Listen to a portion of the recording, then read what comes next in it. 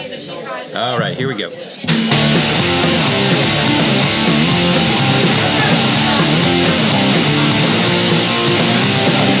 Welcome to M-Vibes Podcast, home of good music, good libations, and good vibes. Now here is your host, Eric Millets, and producer, Ernest Stevenson.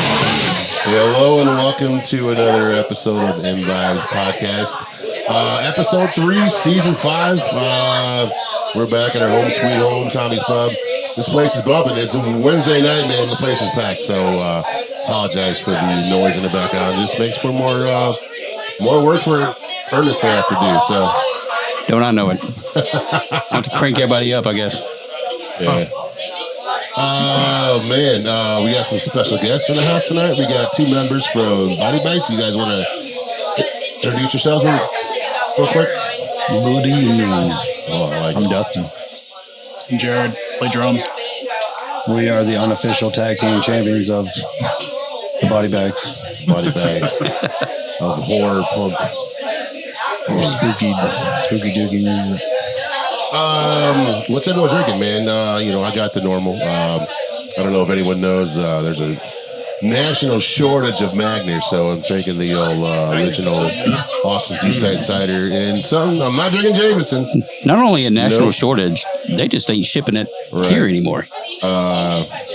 Sailor Jerry today. Rum. That's what you had last episode. Well, I'm wearing my pirate socks today, so I had to drink rum. Yeah, it's appropriate. Yeah. Do you know the favorite letter of the alphabet for a pirate? I want to say R, but I have a feeling you can say actually the C. There you go. What do we have in here? Okay, we got the dad jokes out of the way. Hams. Oh, you can tell? Yeah. Ernest, what are you drinking? I am drinking an excellent Kolsch from Devil's Logic Community Kolsch. Devil's Logic. And what is this one? That is house bourbon. So is this Quality House? Quality House. Or they got Quality House back? I don't know if it's quality, but it's. Well, it's a Heaven Hills product, so it's not bad. For $10 a bottle. Yeah. I'll drink it. Since our last podcast with Patio, I don't know if you guys listened to that episode at all, but that was awesome. We did that remotely, and I felt like it went good. So, but since then, man, we've been... Your big head. Man, if you watch it, the first thing that pops up in the screen is my big fucking massive head. I was like, whoa! That's way too close to the camera. I won't sit that close to the camera anymore. Yeah. High definition. Oops. I've been to quite a few shows since our last episode. Went and saw Twin Temple at the Underground. That was a cool show. Actually, remarkably dragged out my wife to go to that show. She doesn't go to shows with me anymore. Yeah. She used to before we had kids. But I was like, come on, it's doo-wop. It's not metal or anything. It's not crazy. And then it's doo-wop. And then she got there and the whole stage is upside down crosses and they start, worshiping Satan. And then, she was cool about it until they started tearing out pages of the Bible and sacrificing fake babies on stage. And I was like, oh, sorry. I don't know what to tell you, but oh well. At least it was fake. It's fake, yeah. It's like wrestling, man. It's like the Brood or something, Yeah. The bloodbath. It wasn't real blood. How dare you say it's fake? Oh, I'm sorry. What are you talking about? No. That was fake. Wrestling. I don't use the F word when it comes to wrestling. No. It might be predetermined, but it's definitely not fake. No. Yeah, Twin Temple's great. Yeah. And then this past Saturday night, I went to... Now... I don't really like going to tribute band shows or cover band shows, but I did go because Russ. Some of them are not bad. Russ Ward was like, "Man, come out! This is my daughter's band." The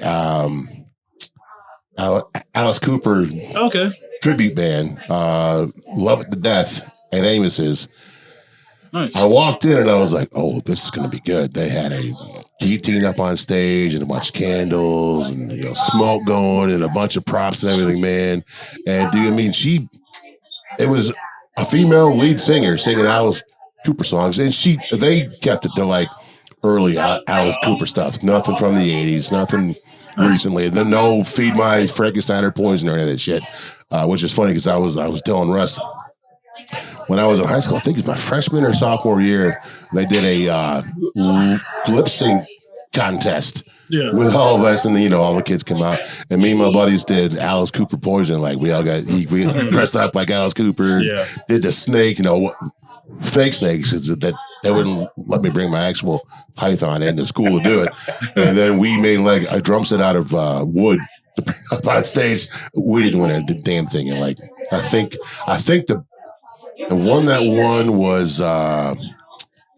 Copacabana. They did Barry Manilow's Copacabana, and they brought out like a whole Hawaiian thing, and then I was like, all right, whatever.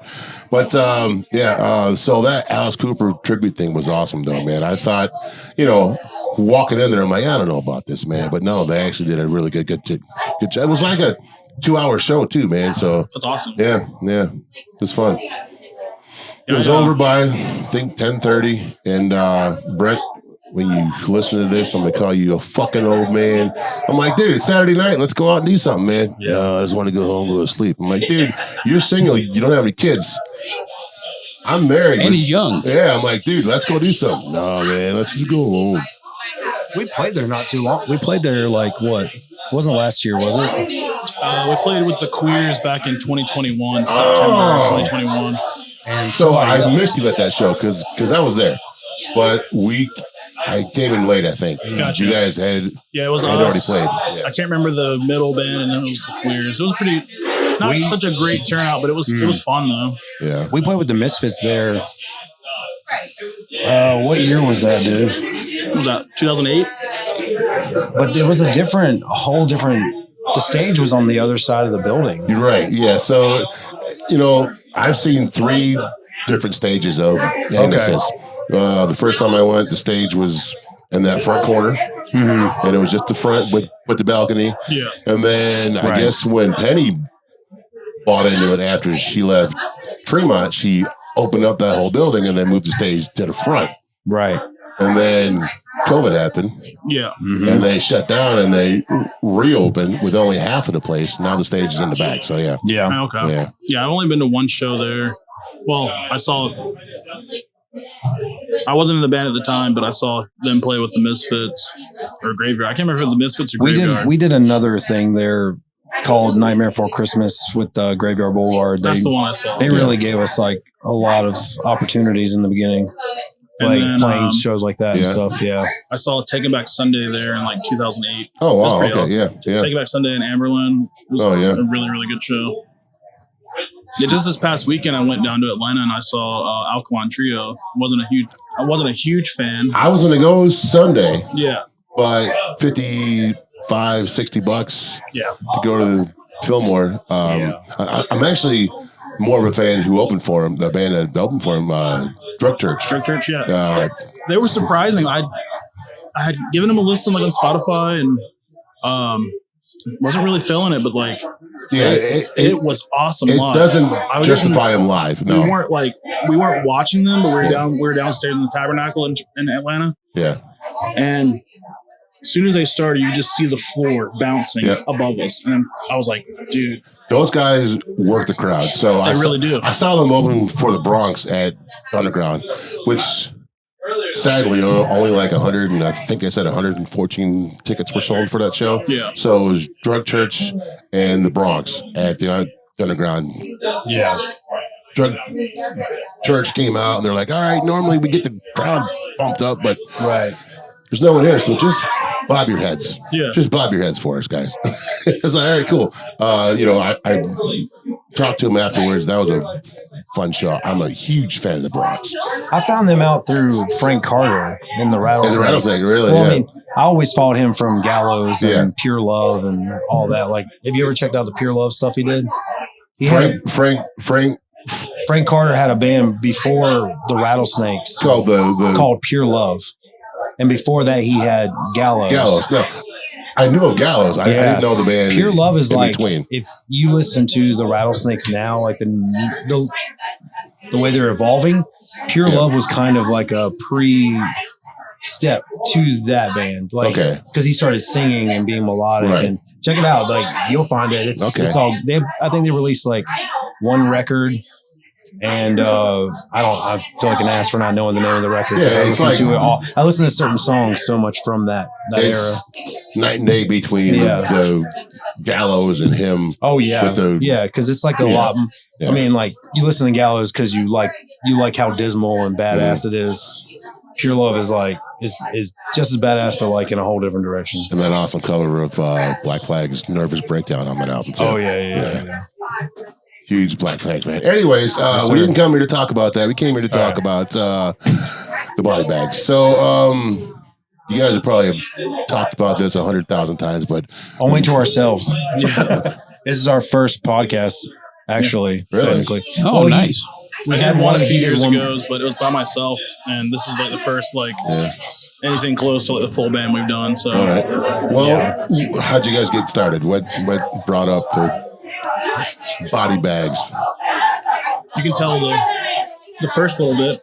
Hey, that's actually the band started. The band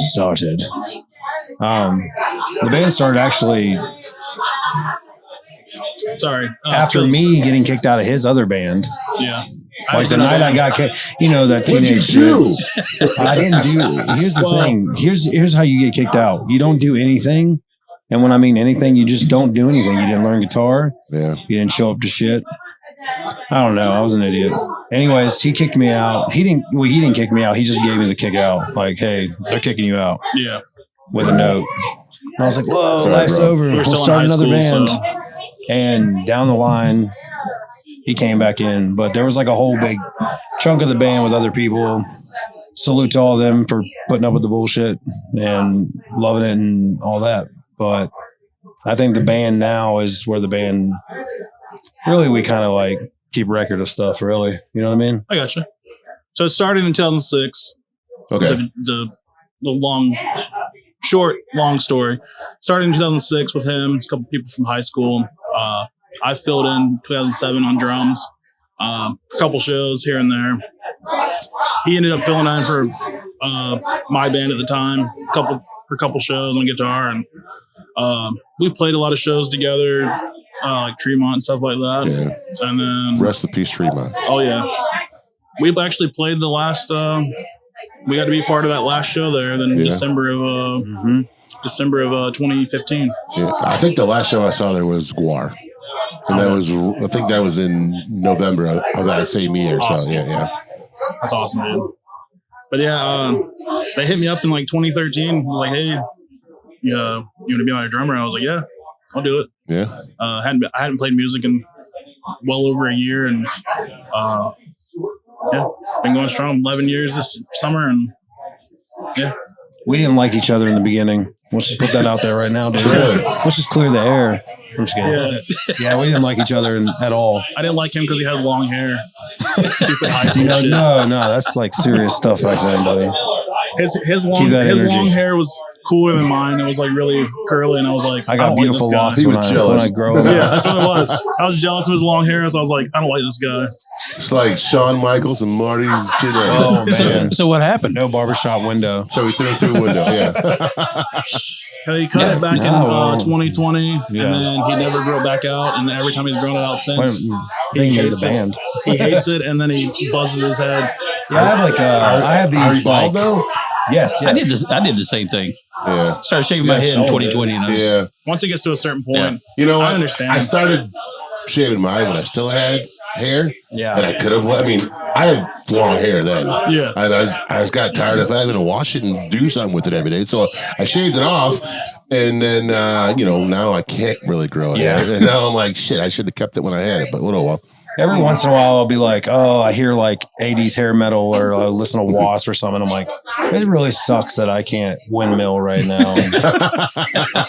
Like, listen to Round and Round and can't do that without looking like you have Tourette's or something. Talk rock. So now we just take care of these.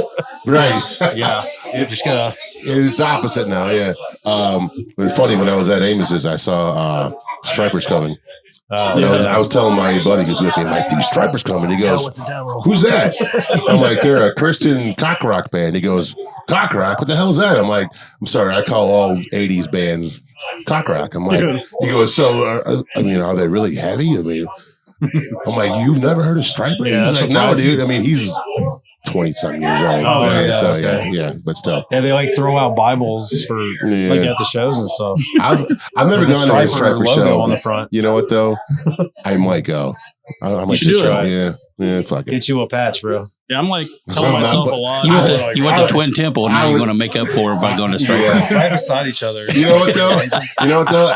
Afterwards, after that Twin Temple show, I could tell my wife felt really guilty about going. I was like, don't worry about it. I told him, no, don't worry about it. It's all fake. They're not really satanic. And then, later on, I was like, I think they are actually. Because I went online and read about them later. I'm like, oh. They're like doing some Anton LaVey stuff. I mean, they like, so the first time I saw them, they, brought up a person and baptized them up on stage with the blood and everything.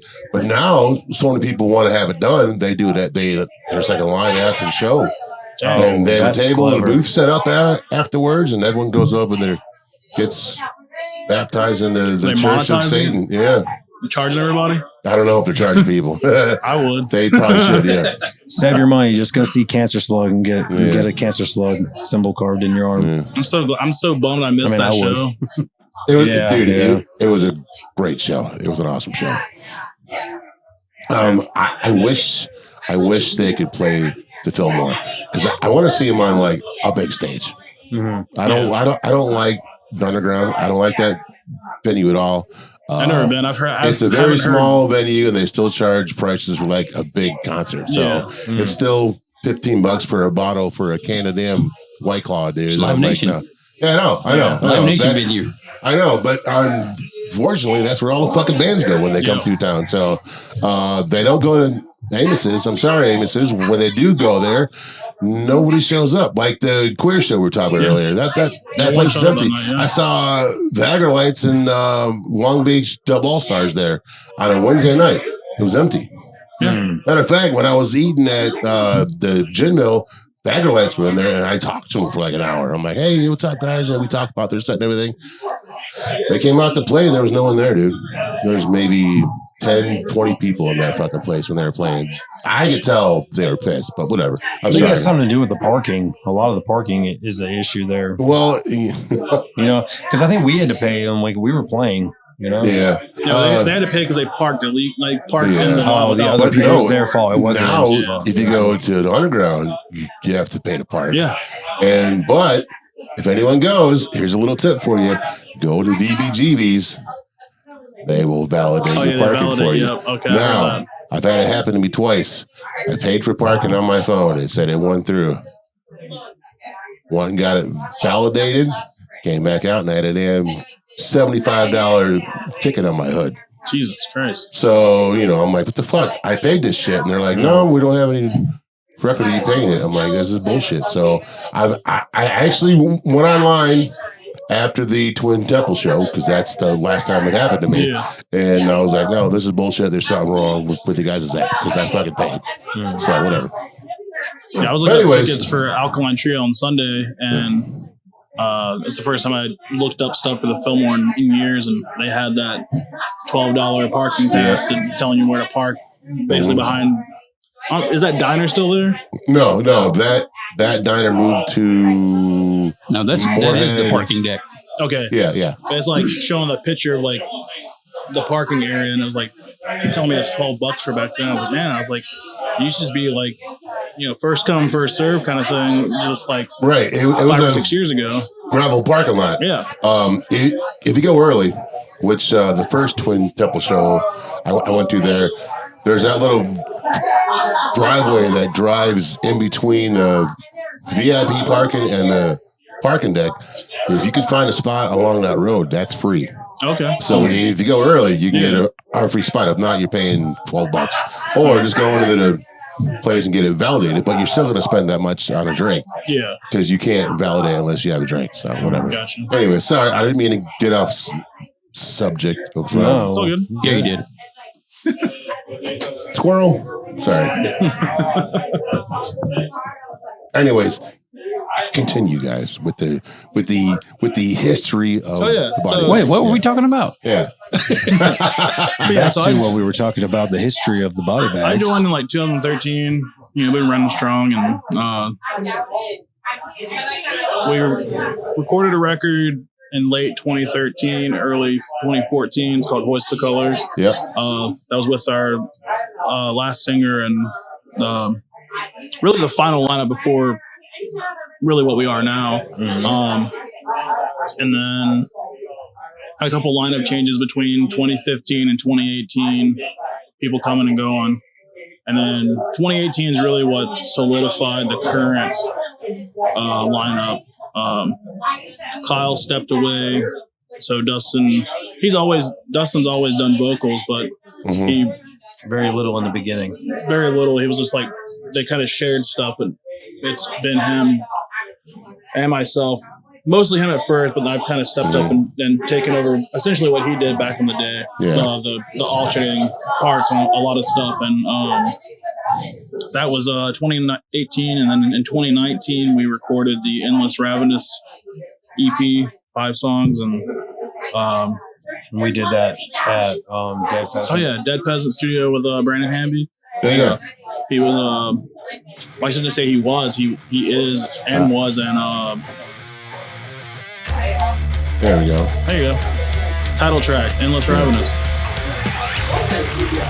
When I first started listening to you guys, I got a vibe between, and I hope you guys don't take it offense to this, Misfits meets hot water music. Okay. Especially the vocals. Yeah. You guys, yeah, that's what I mean. I've never seen hot water music. I was gonna go see him in Atlanta in May, but there's so many damn shows coming through here. I'm just like, I'm not going, man. It's a good time to be going and checking out music. There's a lot of stuff coming through. There are a lot of good shows. Drain's going to be at the Underground. Tyrus playing Skylark. Mr. Bungle's going to Raleigh. Prong's playing Raleigh in a few weeks. I plan on going to that. I've never seen Prong. I mean, non-stop, dude. Yeah, it's like, God almighty, man. It's like between the Bear meetings tomorrow and Friday at the Underground. Then I don't know if there's anything in April I really want to see, but May's like stacked. Yeah. And they just announced Baroness and Red Fang and Winston. I'm like, come on, man. And then a lot of stuff coming through Charlotte too. It's not really like our genre, but Lords of I really want to go see Lords of Acid, but what? We'll see if I go see I want to go to that. And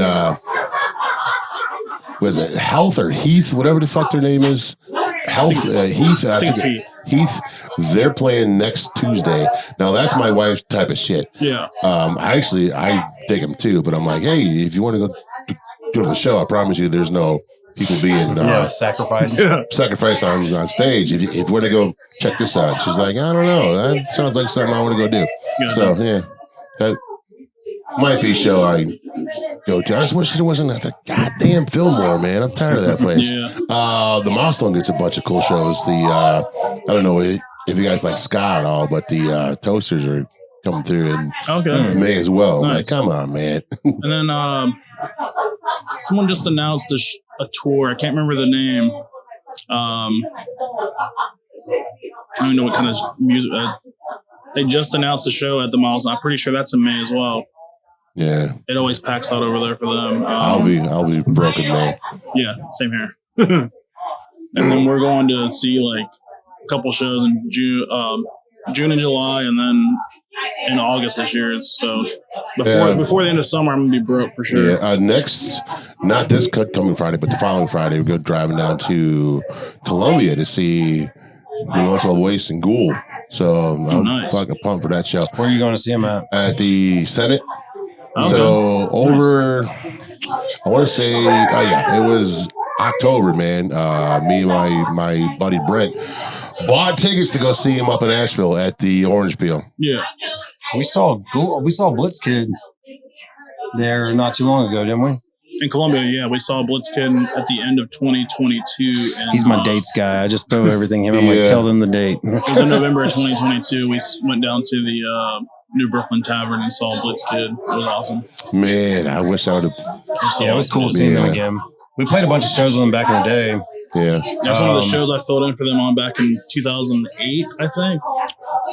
Played there. We played Hut. I played with them in Florence. Milestone. We played down in someplace in Myrtle Beach. I can't remember the name of it though. Played there. Blitzkid's a huge inspiration to how the band got started and stuff. I'm excited to see the new Brooklyn Tavern because they had to move.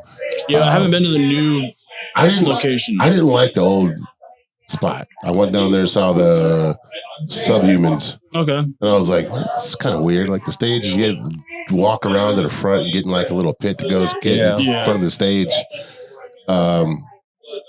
Nice crowd. Like, I met a bunch of other bands that were, just there for the show. Yeah. I met a lot of cool ass people down there, but I didn't really care for that venue too much. Sorry, New Brooklyn Tavern, if you're listening, but. Well, I hear the new one's going to be a whole lot better. Yeah. Pictures I've seen, it looks a lot better. It's like laid out. It's kind of like from what I saw, it's like the visual light, but not like the steps down going under the stage. So okay. Yeah. I've never been to the Visual Light. I've seen video and pictures, but never been. Who did I see there last? Oh, the Melvins. Okay. That was the last show I saw there. Yeah. Anyways, so you guys have 2 albums, right? Yes. 2. You guys, your last one was out in 2022, right? 2020. 2020. Okay. Yeah. All right. You gonna put out anything new? We're hoping to get into the. We have quite a few songs. I'm gonna try to get in there by the end of the year and get some stuff recorded.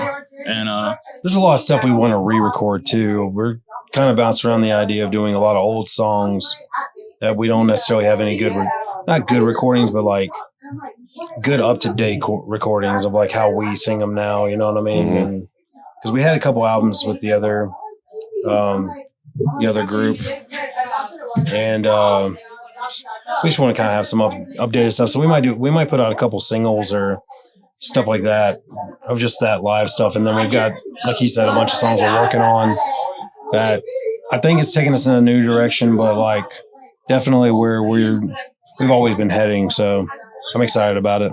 Who came up with the idea to do horror punk?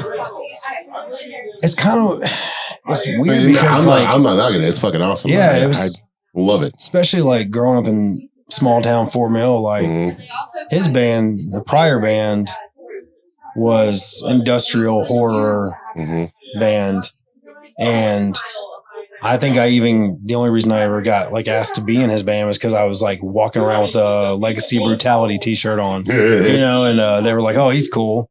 Oh, you play guitar." Little do they know I only knew like 3 chords. I only know 5 now. So, and you only need 3 chords. Yeah. Yes, sir. For a good rock and roll song.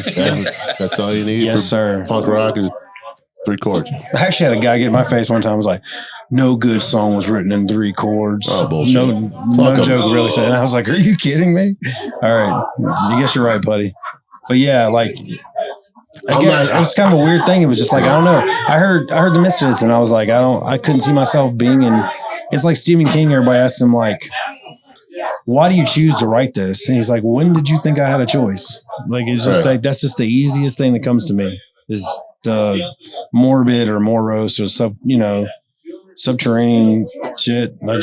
It's just fun to write. I don't know. And it's only got more like now the fun part is writing it with something that an underlining meaning to it, to the song that no one else is going to get. Cause you're talking about a monster and they think you're talking about that, but you're talking about some trauma you had when you were a kid, or something personal, and being witty enough to like describe something that sounds like a monster, but it's something real to you. You know what I mean? Like a lot of Alkaline Trio songs and stuff. Yeah. Definitely. Like, for sure. He it's kind of funny. Like we never talk about it, but you went and saw him, and I was like, oh yeah, he does. He's like a fan of them. It was cool. Yeah. I was not a huge fan of him. I saw him open for Coheed in Cambria, and I knew a few songs of theirs. Yeah. And, you know, watching them live, I was like, wow, okay. That's how I felt. I knew a couple songs and I liked them, and I was like, I appreciate them more, and I definitely gonna have to listen to a full listen to their whole discography now because they put on a stellar performance. It's very underlying gore. Yeah. Punk. You know, it sounds like it's Blink-182, but they're talking about zombies and vampires and shit, dude. So yeah, it was awesome. Yeah. Speaking of them, didn't the lead singer play in Blink-182? Yeah, he did. For a while. Like, I think 2015 or 2016 up through 2022 or something like that. So, I mean, yeah, because that old dude left to go study aliens. Yeah. Turns out he was right. Man, you know what? I would love to meet an alien or a ghost or anything of some other life form. I think so that awesome. I feel like we're all going to be disappointed because we're so jaded. Like we've seen such good quality things in movies. We would just be like, this is it. That was it. Yeah. You got orange skin. What else can you do? Fucking Oompa Loompa or what? Yeah. Are you an X-Men? X-Men. Speaking of that, X-Men 97 starts pretty soon on yes, Disney Plus. Yeah. I was just watching season 3 of the original X-Men series with my daughter. Nice. And she's like, "Who's that? Who's this?" Of course, she knows who like Wolverine is. And all those guys, but she probably didn't know who Gambit was or Gambit. Like she's like Banshee. She's like, why is he talking like that? I'm like, because he's from Raising Cajun, Louisiana. Yeah, Gambit. I thought it was pretty cool in the trailer. He straight up charges up Wolverine's claws. I'm like, that's pretty dope. Yeah. He's like on his shoulders, charging his claws up. So awesome. I like how they're doing. We're getting off topic again, but I like how they're doing. You know, like Deadpool with the Loki series with TVA and all that. Yeah. So I thought that was over. I think they're trying to rewrite Kang, man. I think they're trying to get move on. Yeah, because figure out some way to. Old dude fucked up royally. So yeah, it sucks. Anyways. Yeah. Ernest has no idea what the hell we're talking about. You're not wrong. Renamed after Ernest P. World? No. Oh, man. That's still cool. He saved the world. Well before that. Yeah, I hear you. Ernest T. Judd. Nice. No. Isn't that a character from the Dukes of Hazzard? No? I don't think so. I'm sorry. I think he... I'm sorry. See, Ernest is originally from Chicago. I'm originally from Detroit, but we've both been down here in the South for long time. So I mean, you can 1995. You can you moved down here a year before I did. So Gotcha. We've been down here forever. This is home. We're Southern. Are you both from North Carolina? We're both from born Fort and Mill. raised. Cool. Both from Fort Mill, South Carolina. Fort Mill, South Carolina. Yeah, both of us born and raised. When I first moved down here, I moved to Fort Mill. And it was a culture shock for me, man. So I was renting this home in Fort Mill. My neighbor next door, his name was Blackjack. Blackjack Mulligan? No. Oh, okay. That's a different person. I wish. Yeah. Pretty sure. I don't necessarily know if I know him. Was he on the police force? Yeah. Yes. Okay. Yeah, I know him. Dude, that's like Yes. So somebody. He actually got kicked off of every. Well, that was a story at the time. He got kicked off of every police squad in South Carolina for brutality. Yeah, he was a vicious dude. He was a vicious dude. I've heard about him. The dude was like 400 pounds. He'd always along with all his shirt on and like a Glock stuck to his pants. I had a puppy dog named Babe, like Babe Ruth. Yeah. Okay. I named my dog Babe. Well, my dog would always get loose and run around to the back of his trailer. And I'd go out there, Babe, come here, babe. One day I get a knock on my front door. It's your county sheriff. He says, hey, your neighbor next door, Blackjack, says you're stalking his daughter. I'm like, what? I didn't even know he had a daughter. He goes, yeah, he said you stand outside and yell, hey, baby, come here, baby. I said, I was like, Sheriff, listen, my dog's name is Babe, like Babe Ruth. I said, she gets loose and runs around to his backyard because he has dogs, and I'm trying to get my dog back. I said, I didn't even know anyone else lived in that trailer with him. I've never seen another soul in that house. So he hands me a restraining order. I'm not allowed to set foot on his property. Wow. So the very a month later, my dog got loose again and ran around in the back of his house, and he was trying to shoot my dog. It was a puppy. Yeah. Dang. He's back there shooting at it. I'm like, dude, what the fuck's wrong with you, man? He goes, I know the dog's gonna bite me. I'm like, dude, it's a puppy, man. What the hell's wrong with you? But I got the fuck out of there quick though. Yeah, I don't blame you. Moved to Charlotte, which was a little better, but yeah. I moved into Clover Creek apartments back before Walmart and all that shit was across the street. It was all woods. Is your neighbor named Poker? Dumb joke. Sorry. And on that note, I think we need to end the show now. Sorry about that. Sorry. All right, go ahead. Anyways, do you guys have any favorite horror movies that you guys watch? what's your favorite horror movie, Jared? Well, I mean, or like what? it's more of a slasher, but I mean, one of my favorite movies of all time is Halloween. 1978. Mm-hmm. Not the Rob Zombie shit. I didn't mind the Rob Zombie shit, but it's all right. I liked Michael and Rob Zombies because he seemed opposing and choke slamming people and crushing their face. The last one was fucking brutal, dude. There wasn't a second without someone being killed. Yeah, it was oh my god, damn. Maybe I need to check him out again. I was very harsh on the on his take on it, but it's just that I love the original so much. Yeah. Another good. I really like The Exorcist. I tried watching the remake that they just did. And I heard it wasn't good. I haven't watched it yet. I stopped I couldn't go through it. I'm like, all right, come on. I hadn't checked it out yet. And then I don't know, another one. Probably I don't know, they're not really horror. I mean, I guess I'm judging it now. Everything's so much gore and so wild. But what is it? Day of the Dead. Yeah. Such a good one. That's a classic. So good. I'm a sucker for the Amazon B-movie horror films. What was that? Cannibal Holocaust? Yeah, that one and the one with the llama from space that shoot lasers out of his eyes and was killing people. That was awesome. It was terrible. I've never seen that. Yeah. I need to see that. Yeah, holy shit. It's on there and it's free. There's a bunch of really terrible films on there that are awesome. Gotcha. I'm a sucker for them though. I mean, I can't watch them if the kids or my wife are around. Yeah. Yeah. What's your favorite one? I don't know, man. I really like it. I always you revert back to your childhood. I think about being a kid and I ended up moving to Indian land and lived with my dad, and he had a big pasture and stuff, and I would watch Silver Bullet on those Saturday morning movies that would come on after the cartoons. For some reason, they always play It or something. It was never, or it would be random, what's the movie with Clint Eastwood and the orangutan? Any Which Way But Loose? Yes, it'd be that, or Right Turn Clyde. Yeah.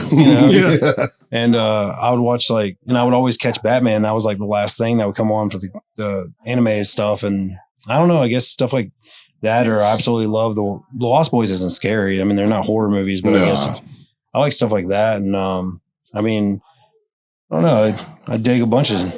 It's kind of weird asking someone who's a horror fan, what exactly is your favorite one, So I couldn't pick one, but I recently started rewatching True Detective, the first season of that again. Dude, so me and my wife just finished that. So we watched the first season. Mm-hmm.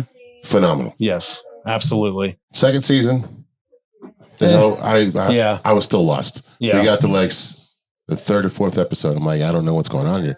But we had started. We didn't know that there was 3 other seasons. Yeah. So we started on season 4. And Night Country, right? Yeah. Yeah. And it ended. And we're That doesn't make any sense.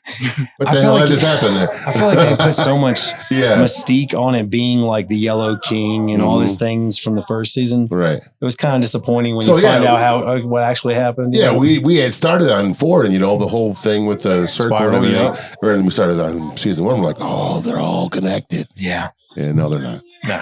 sorry to ruin it for anyone who's going to watch it. But Spoiler alert. we started season 2 and I'm like, wait a minute. Yeah, that movie, the second one was like about like money laundering and stuff. The most redeeming stuff about it is like seeing Colin Farrell like act a fucking fool and beat up the bully who was bullying his kid. Oh, yeah. His dad. He beat his ass for stealing his shoes. And he's like, 12-year-old, fuck you. Or whatever. So. Man, when I was a kid, like the first movie that scared the shit out of me was Poltergeist, man. Oh, that fucking clown, dude. We had one. We had that clown in our house, and that some bitch didn't last long after I watched the movie. Yeah. We burned his ass in the backyard. I used to get that clown in one of the Muppets. It's from the Muppet movie. He's got a huge nose and a beard and long striped arms, I think, on his stuff. I used to get those two mixed up, man. Like, that Muppet used to terrify the shit out of me. So I wouldn't even watch Muppets because I thought it was the same thing as Poltergeist. I was afraid to watch the Muppets after I watched American Werewolf in London because there's that scene where the kids are in their house watching the Muppets and the zombie Nazis come in and mow them all down. Yeah. And I was afraid. I was like, I'm not going to watch the Muppets anymore because I'll be killed. And then, as I got older, right, I realized like my aunt let me watch My Bloody Valentine as a kid. Dude, I didn't sleep for 2 days. The remake is really good too. Yeah. Isn't it? Yeah, I saw the remake first and then I watched the original. Yeah. That's like you ever seen The Town That Dreaded Sundown? No. There's like a remake of it.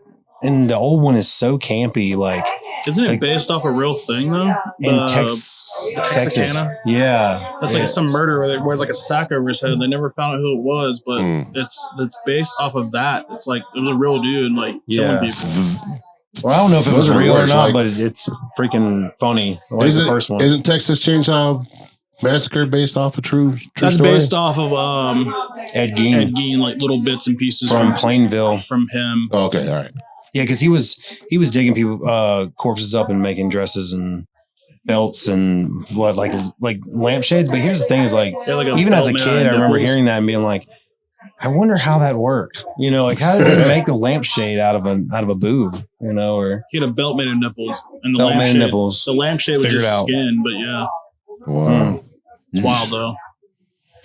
That shit happens though, man. Yeah, people are fucking crazy, dude. When my parents used to have a condo down in Sarasota, Florida, and like 10 houses down was Stephen King's condo. Oh, wow. No windows. Damn. On the beach. Right on the beach. No view. No windows. Dang. Brutal. Yeah. He had to like be in there just wigged out over his... But I mean, why even buy a house on the beach if you're not going to have any windows? Yeah. I guess if you got that money, why not, man? Yeah. Right, yeah. Why not? Yeah. Stephen King. I did like the older It versus the newer It. I don't think the newer ones are scary at all. They weren't scary. I think it was cool, like seeing like the good, modern iteration of like what he looked like and stuff. But Tim Curry is the GOAT. Yeah, I always remember watching that and like just being. I was terrified for years of the drain in my tub, just because of that shower scene. Yeah. I was like, is he gonna like pop out? And it was always that first scene with the girl and the tricycle because we had like the clothesline in the backyard. Oh, and I always seeing be it like, through it wasn't even like they don't show anything. It's just that those little blips you see him, and then you just hear. I think you hear her scream, and then the next thing you do is the cops showing up, and it's like. It's enough to terrify you as a kid. It's still enough to send chills up your spine when you're an adult now. And or like a Leatherface. Was it like the beginning? The remake, dude. The remake. He hit that dude running through because the old guy in the wheelchair is like, he's like, you dead or something. You're deader than you know it or something like that. And that's when he pops out from the like freezer door or whatever. And then chases the girl and the guy out of the house. And the guy gets tangled up in like I want to say they're bloody sheets, but he gets tangled up in him, and Leatherface just pops out of nowhere and just cuts his leg off. I saw it. Yeah. Cool stuff. God almighty. Another one that got me when I was a kid was The Shining. Yeah. And I think the scariest thing, I mean, it was a visual, like, you know, the parts that are like shocking or whatever. But what got me is we lived in apartment 237.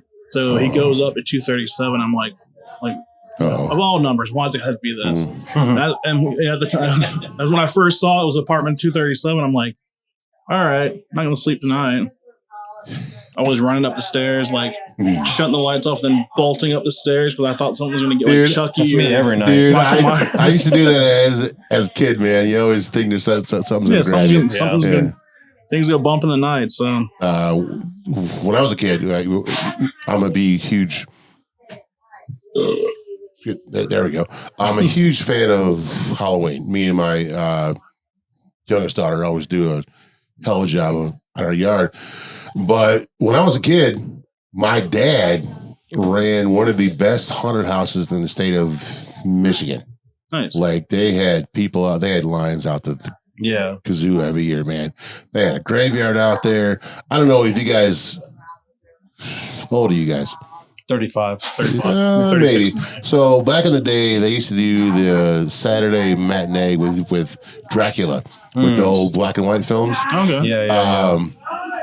I forget his damn name. They got him to come out one year and sign autographs in the cemetery. Bela Lugosi? No. Oh, the guy that hosted? Yeah. Okay, sorry. Yeah. No, that'd be awesome. I was like, damn. That'd be awesome. Is it the same guy that hosted the TNT stuff in the 90s? No. Okay. That's to do with a top hat and I can't remember his name. I forget his name too. But like people would be in line to get his autograph. And they actually dug graves. And then have people down in the grave, like with the door and shit, dude, and they'd pop out. Dude, they had like. You're terrified. Oh, it was terrifying, dude. I was, as a kid, I was scared as hell. Now that I've gotten older, I'm like, I fucking love this shit, dude. Like horror films, make me laugh a lot of times. And my wife's like, that's not funny. That's disgusting. I'm like, no, that's funny. I'm like, the dude's. He chopped off his hand and waved it in his face. That's hilarious. He's waving at him with his whole. I'm like, it's not real. It's fake. You just gotta, go with a.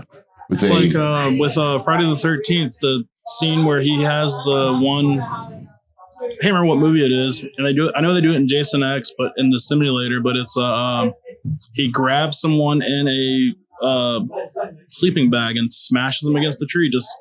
By the end, like holding them by their feet and just smashing them into the tree. It's like, it's absurd. It's brutal and absurd, but it's so funny. What's that one you sent me of the bear? The bear like annihilates his kid. I think it's Prophecy or something. I have no idea. He just shows the bear. Yeah, it's like this bear throws this guy and he explodes in this. Just like knocks this kid. He starts running away in his sleeping bag and like he hits him from the back and he hits him so hard the kid like hits the tree and explodes. Like, I think it's Prophecy. I'm not sure what it is, but it was funny though. I remember being a kid and staying up late, and we had sleepaway camp. Oh yeah, and no one was there with me. So at the end of the movie, when it's permanently on her face, and it's like all the multicolored and like the high pitched noise, I remember that being very traumatic for me. Dude, going to the video store and renting horror films. Dude, kids don't even understand. As a kid, it was awesome. Yeah. Because you had no idea what the hell you were getting. You looked at the box, you looked at the back. Yeah. The front and the back. That's all you got. That and like wrestling pay-per-views as a kid going to rent them. When I first got into wrestling, I used to go to Blockbuster and rent. They'd have the VHSs of the year and a half prior of pay-per-views. And I'd rent them and I'm like, I don't have any idea what's going on. I see Stone Cold. That's cool by me. And I would go rent them and it's like, all right, I'm the kind of person that would fast forward through everything to get to Stone Cold. I'd watch his match and I'd be like, I'm done with this. Oh, well, Take it back. Stone Cold's awesome, man. One of the best. Who did we go meet recently? Me and my daughter. We met Kane. Oh, nice. Kane. Corporate Kane. I've heard he's a super nice guy. Dude, he's a giant, too. I've got monster hands. Yeah. Yeah. His hands make mine look small. People say he's the strongest one, dude. They say, like, out of all the whole locker room.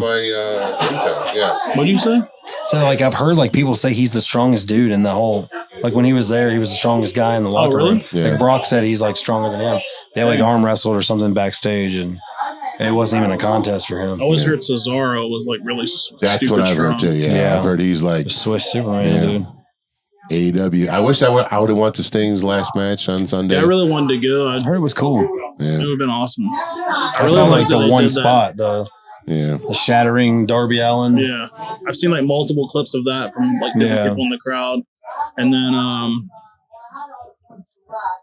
it made me laugh so much. There, that spot where he takes the 2 super kicks, and they're like, I think they say something along the lines of "We hate you, we're not sorry." It's a play on the Shawn Michaels. Yeah. Like, we hate you, we're not sorry. And I love you. Super kick him, and he just stands there and he like leans back and he just comes forward because he just no sells it. Dude, he did that a lot in WCW, which was like his like rowl up. But he took the jackknife powerbomb and like rolled right up. Like, that's Sting's Hogan up. Yeah. Last time I was in Tampa, which I fully expected to run into like Hogan. Yeah. Brother. But we were down there. We were like a really fancy spot of Tampa. My sister brought me down there and we were walking down the street. We were waiting on our table. I see these 2 badass fucking like Mercedes with like flat black painting. I'm like, damn, those are cool as hell. And we're standing out front of this damn restaurant waiting on our table and I hear, woo! And I said, that sounds like Ric Flair. And I looked over, dude, you thought I was 12 years old. Holy shit, it is Ric Flair. Oh my God, it's Ric Flair. And I was like, dude, calm down. I'm like, no, that's Ric Flair. I'm like, he used to be in Charlotte. They're like, well, go talk to him. I'm like, no, I'm not going to go bother him. Yeah. No, I'm not going to. I mean, every other person out there is running up to him, especially all the girls. And of course, he will stop and take a picture with the girl and wait. So, yeah. But anyways, any future shows or plans for the body bags? Like we said, we're hopeful to get in the studio by the end of the year and with the songs we have lined up. And by the time this comes out, we have tomorrow will be announced. We're doing a show in Asheville on April 6th. Port City Blitz. Okay. I can't remember who all the bands are. I know Rocket 77, Wolves, are playing. Okay. Sorry to anybody else. I can't remember off the top of my head. But that's going to be announced tomorrow. And then June 29th at the Rooster, we're playing some like all-day fest thing with is it Skewer Rat or is it? I'm not sure. I really can't. It's one or the other. Yeah. It might be Skewer Rat. It's either Skewer Rat or Harriet Rip. But that's June 29th at the Rooster in Gastonia. That'll be our first time playing there. So that'll be cool. There. That's a cool. Yeah, I always see all these really great acts, like the clips from it and stuff, and I'm like, man, I want to play. That's like an all ages place too, right? It is, and then cool. It's right on like the main strip there in Gastonia. It's on Main Street. Yeah. Nice. we played a venue up there, and it was a wrestling event, and we played, but it was like the craziest bar I've never been. There was like 4 bars in one bar. Freeman's was it? No, this place was called the Bronco Club. We played in 2016, I think, and it's like the back room was like a tiki bar where the wrestling event was, and then they had like that was like a bar, and then they had like a separate dance room that was like a rave with like black lights and like neon paint and all this. And they had a DJ in there, and then there was another one. I don't think I went into that one, but then there was like a honky tonk kind of bar. Mm-hmm. They were doing saloon, karaoke. and they had little swinging doors. And we went in. They had a bar in there, and the guys like singing. Can't remember the name of the song. I remember what song it is. I just can't remember the name. But they did karaoke, and it was a cool end of the night. Watch a wrestling show and get drunk, played, and sing karaoke. Yeah, and they had like 10 or 12 tables in there too. Yeah. Good place, man. Gastonia. G-Town. I just wrestled there not too long ago at the veterans place. Wait. You actually wrestle? One time. I've done it one time, folks. I'm waiting for a rematch. I need a rematch. I fought Justin Fireball in a one-on-one, and then when he got the best of me, I made sure I had the last laugh. I choked him out with a trash bag. And I meant it. I meant every bit of that. I think Fuck you, we should find something. Yeah. In Vibes podcast versus the body bags. Oh man, we'd get owned bad, right? Nah. We're down. Get the tables. Oh, of course. This Yeah. table. Yeah. This one sucks. If you sit on this thing, it'll fall over. Oh yeah. Okay. Yeah. You already have a tag name picked out. We're gonna be called the Mama's Boys. Oh, nice. This table was made in Buffalo. Was it? We're We both. got these Oh, matches. I understand. We're both raised by our mothers, so we're Mama's Boys like Jason. Oh, that's fucking badass, dude. Try to get like a heater, like some girl dressed in like a nightgown with pin rolls in her hair, and, like the rolling thing for dough. Come out with us, Dude. good tag team right there, Mama's Boys. Dude, you know what? I'm gonna work on this, man. All right, It'd be awesome. Yeah, just let us know. Yeah. We know a guy with a ring. I've been wanting to go to George South's wrestling school, oh yeah, and I mean, I'm 50 years old. Like my body says, "Fuck you, man." Hey, but dude, your heart's telling you. yeah, this guy, go ahead and Put do it, somebody man. through something. Yeah. It was cool. Like it happened really quickly. It wasn't a very long match, and It was, cool it was to watch. really funny to have tried to. I almost clotheslined his nose off his face, and my whole arm went numb. And I was like, I'm about to get a receipt. And I turned around, and I got kicked so hard in the stomach that I think I maybe ruptured an ulcer or something. Yeah. That's something you got to expect if you actually. I never took a bump before I got in there and did that, and I was like, "Oh, this sucks." But I do want my rematch, Fireball. You're hearing it first, right here. There we go. Fireball. Let's make it happen. Call him out. Let's do it. Fireball. Buy him a bunch of Fireball, everybody. He doesn't like Fireball, but If you do go rematch Fireball, yes, I will be in your corner. there we go. Yeah. Awesome. You better bring somebody big, dude. Yeah. Probably big 6'3", 340 pounds. Let's bring it up, man. Let's go. Oh, yeah. We ain't ready for this. Anyways, I think that's it for the week, guys. I don't know. I know I got a bunch of shows coming out. We talked about earlier. I think that's it, man. Ernest, you got anything coming out with Beer With Me? No, that's dead, man. I got another podcast now. It's called Behind the Beer. That's right. Yeah. But, I'm sorry. I fucked it up. Yeah, you did. It's a good name, Behind the Beer. Behind the Beer. Yep. So next episode coming out will be with Jared Steele of Lost Worlds Brewing, who Lost Worlds is getting ready to open up a location in Midtown in the Metropolitan. All right, cool. Should be end of this month. Nice. Yep. And just real quick, I don't know, everyone knows about Dan Wade. Sorry you're gone, Dan. Rest in peace. We love you, man. Such a great guy. Wooden robot will hopefully carry on without him, but sorry, man. That sucks. Yep. Heart goes out to Ryan and Lindsay and Josh and all the rest of the Wooden Robot family. I love Dan, man. So when I first went gluten free, everyone told me Wooden Robots beers were gluten reduced. So me and Dan became buddies through that. I mean, I talked to him about it quite a bit. So he's such a good guy. Yeah. He was ready to help anyone in the brewing community, whenever. Yeah. And was a great wealth of knowledge. He was one of the people who really, kind of put Charlotte on the beer map. Yeah, absolutely. I mean, people would ask for trades and ask for Wooden robot cans. Oh, yeah, absolutely. Yeah. Absolutely. Anyways, that's it for the week, guys. Thanks, guys. Thanks to you, the Body Bags for being on the show. We finally made it happen. Let the bad times roll. Yeah. Keep on drinking. Keep on tipping. That's right. All right, guys. See you later. All right.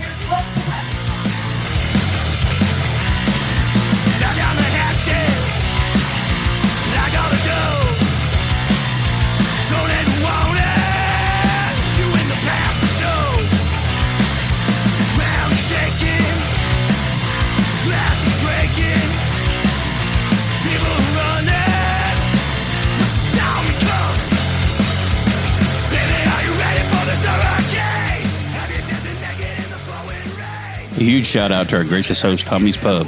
Located at 3124 East Wade Drive, Tommy's Pub is a small neighborhood bar that's big on music and community. Go to Tommy's Pub's Facebook page where they regularly provide updates about upcoming events to include weekly open mic night, karaoke, and live music from some of the best up-and-coming bands in the Queen City. Thank you, Tommy's Pub, for hosting M Vibes Podcast. Thank you for listening to M Vibes Podcast, home of good music, good libations, and good vibes. Please like, rate, and subscribe to M Vibes Podcast on your favorite listening platform. Follow us on Facebook, Instagram, TikTok, X, and subscribe to our YouTube channel. Also, consider supporting M Vibes Podcast with a small monthly donation to help sustain future episodes. You can find the link on our Spotify show page. Email us at mvibespodcast@gmail.com if you would like to be a guest or have an idea for a guest we should interview. M Vibes Podcast is produced by BWM Productions. Opinions and views expressed by guests are not necessarily the opinions or views of the M Vibes team or BWM Productions.